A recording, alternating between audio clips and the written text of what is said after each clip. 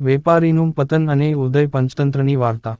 મારી ચેનલ માંગ નવા છો તો મારી ચેનલને લાઇક કરો, શેર કરો, સબસ્ક્રાઇબ કરો, ધન્યવાદ. તે લાંબા સમય પહેલા થયું હતું.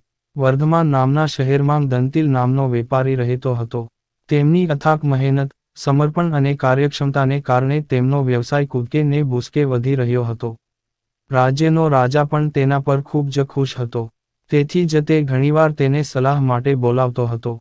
રાજા સાથે તેમની નિકટતાને કારણે દાંતિલના મહેલમાં અને બહાર જવા પર કોઈ પ્રતિબંધો ન હતા. તે સંપૂર્ણ સત્તા સાથે મહેલની આસપાસ ફરતો હતો. મહેલના બધા નોકરો તેમને ખૂબ માન આપતા. દંતિલને એક સુંદર પુત્રી હતી, જે લગ્ન યોગ્ય વયની હતી. એક સારા વરને જોઈને તેણે તેના લગ્ન ખૂબ જ ધામધૂમથી કર્યા અને આખા નગરને એક મોટી મિજબાની આપી. શહેરના દરેક વ્યક્તિને ભોજન સમારંભમાં આમંત્રણ આપવામાં આવ્યું હતું, જેમાં શાહી પરિવારથી લઈને ધનિક ઉદ્યોગપતિઓ, સૈનિકોથી લઈને નોકરો સુધી કોઈને છોડ્યું ન હતું. રાજાના મહેલને સાફ કરનાર એક નોકર પણ ભોજન સમારંભમાં આવ્યો હતો. અજાણતાં તે એક એવી જગ્યા પર બેસી ગયો જે શાહી પરિવારના મહેમાનો માટે આરક્ષિત હતી. જ્યારે દંતિલ તેને ત્યાં બેઠેલા જોયો ત્યારે તે ગુસ્સે થઈ ગયો. તેણે તેનું અપમાન કર્યું અને તેને ભોજન સમારંભમાંથી દૂર મોકલી દીધો. તેના આ વર્તનથી નોકર ગુસ્સે થઈ ગયો અને તેણે બદલો લેવાનું નક્કી કર્યું. બીજે દિવસે રાજાના ઓરડામાં ઝાડુ મારતી વખતે તેણે જોયું કે રાજા અર્ધનિંદ્રામાં છે. ત્યારે તે બડબડાટ કરવા લાગ્યો, આ દાંત વિનાનો વેપારી એટલો નીચે પડી ગયો છે કે તેણે રાણી સાથે દુષ્કર્મ કરવાનું શરૂ કર્યું છે. રાજાએ આ સાંભળીને તરત જ પોતાની આંખો ખોલી. ઉઠીને તેણે નોકરને પૂછ્યું, તું જે કહે છે તે સાચું છે? નોકરે કહ્યું, મહારાજ, હું કાલે રાત્રે બરાબર સૂઈ શક્યો નથી. તેથી જ હું મારી ઊંઘમાં કંઈક ગણગણાટ કરી રહ્યો છું, મને માફ કરશો. માફ કરશો. તે સમયે રાજા મૌન રહ્યા. પરંતુ નોકર ગયા પછી તેણે શું કહ્યું તે વિશે તે વિચારવા લાગ્યો. તેમને તેમની સત્યતા વિશે સંપૂર્ણ ખાતરી નહોતી, પરંતુ દંતિલ પ્રત્યે તેમના મનમાં શંકાની લાગણી જન્મી હતી.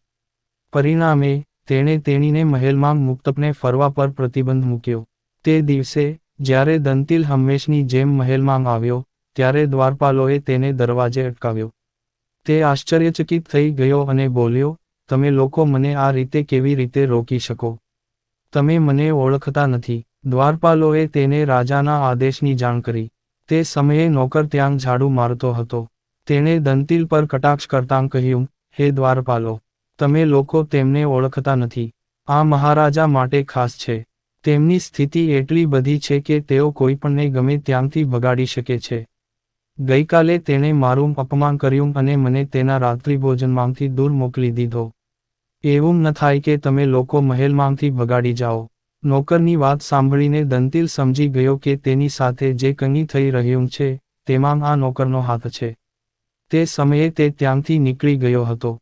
પરંતુ, થોડા દિવસો પછી, તેણે નોકરને તેના ઘરે બોલાવ્યો, તેને ખૂબ માનથી સન્માનિત કર્યું, તેને સ્વાદિષ્ટ ભોજન પીરસ્યું અને ઘણી બધી ભેટો આપીને વિદાય આપી. જતી વખતે તેણે નોકરની માફી પણ માંગી, મને માફ કરી દે દોસ્ત, તે દિવસે મારે તારી સાથે આવું વર્તન ન કરવું જોઈતું હતું. આવી મહેમાનગતિથી નોકર પહેલેથી જ ખુશ હતો. જ્યારે દાંતિલે માફી માંગી ત્યારે તેનું હૃદય હચમચી ગયું. તેણે કહ્યું, અમે બંનેએ એકબીજા સાથે ખોટું કર્યું છે. પરંતુ, તે ભૂતકાળ હતો અને આપણે ભૂતકાળની બાબતોને ભૂલી જવી જોઈએ. હું તમને વચન આપું છું કે તમને તે સન્માન પાછું મળશે જે તમે હંમેશા હકદાર છો.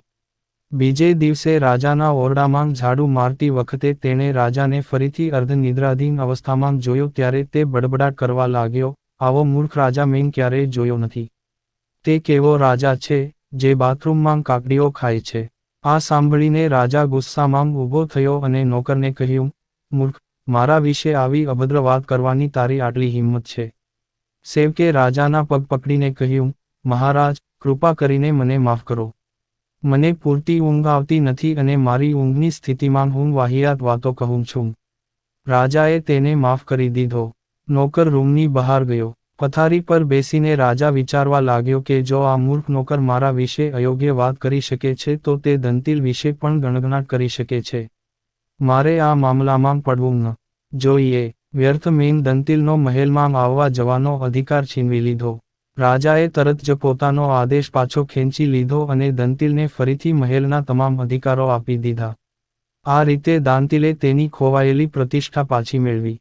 બોધ, આપણે દરેક સાથે સમાન વ્યવહાર કરવો જોઈએ. સંપૂર્ણ તપાસ કર્યા વિના જે સાંભળવામાં આવે છે તેના પર વિશ્વાસ ન કરવો જોઈએ. પૂરી વાર્તા સાંભળવા માટે ધન્ય.